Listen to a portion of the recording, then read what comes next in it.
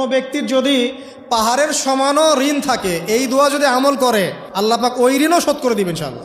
রিজিক তো বাড়বেই ইনশাআল্লাহ, আপনার যত ঋণ আছে ইনশাআল্লাহ আল্লাহ পাক শোধ করে দিবেন। বিশ্বাস করলেন না?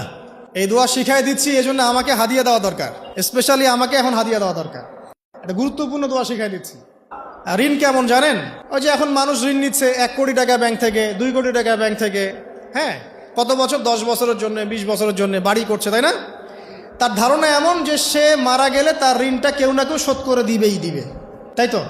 আর আল্লাহর রসুল কি বলছেন দেখেন, একজন মারা গেছেন, নবী সাল্লাল্লাহু আলাইহি ওয়াসাল্লামের সময় একজন মারা গেছেন। তো নবী করিম সাল্লাল্লাহু আলাইহি ওয়াসাল্লাম বলছেন, এই ব্যক্তির কি কোনো ঋণ আছে? একজন সাহাবী বলেন, হ্যাঁ ইয়া রাসূলুল্লাহ, তো ঋণ আছে। নবীজি বললেন, তোমরা ওর জানাজা পড়ো, আমাকে ডেকো না।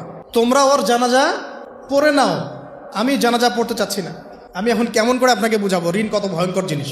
আপনি যে ব্যাংক থেকে 3-4 কোটি টাকার লোন নিয়ে রাখছেন, লাখ লাখ টাকা লোন নিয়ে বসে আছেন, দিব্যি সুখে বসে আছেন, এমন চিন্তায় যে আপনার মৌত হবে না।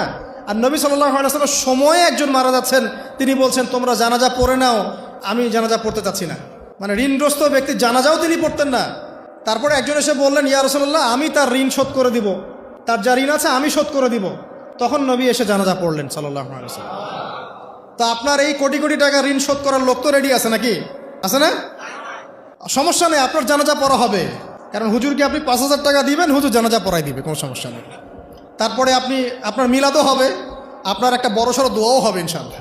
কিন্তু আল্লাহ পাক বলেছেন যে শহীদ, আল্লাহর পথে যুদ্ধ করে শহীদ হয়েছে, এই ব্যক্তির আত্মাও ঝুলে থাকে যতক্ষণ পর্যন্ত না তার ঋণটা শোধ করা হয়। এবার বলেন আমি কি বুঝাবো আপনাকে? আর কিছু বলতে হবে? তো এখন সেই দোয়া শিখাচ্ছি আপনাদেরকে, যে দোয়া শিখলে আপনারা ঋণ থেকে বাঁচবেন ইনশাআল্লাহ। কত দিবেন বলেন? হ্যাঁ, এই তো, শুকরিয়া। দোয়া করবেন যেন আল্লাহ পাকের দিনটাকে আল্লাহর জমিনে প্রতিষ্ঠা করতে পারি। আমার সাথে বলেন, দোয়াটা হচ্ছে আল্লাহুম্মা ইকফিনি বিহালালিকা আন হারামিকা ওয়া আগনিনি বিফদলিকা আম্মান সিওয়াকা। এই দোয়াটা ছোট না, এটা মুখস্থ করবেন, সেজদায় পড়বেন, নামাজের সেজদায় পড়বেন, আত্তাহিয়াতু দরুদ শেষ তারপরে পড়বেন, নামাজ শেষে হাত তুলে করবেন, যখন তখন শেষ রাতটা করবেন। ইনশাআল্লাহ দেখবেন আপনার ঋণ বলতে কিছু থাকবে না ইনশাআল্লাহ। যদি থাকেও, বড় কোনো ঋণ থাকেও, আল্লাহ পাক অন্য কোনো মাধ্যমে এটা শোধ করার ব্যবস্থা করে দিবেন ইনশাআল্লাহ।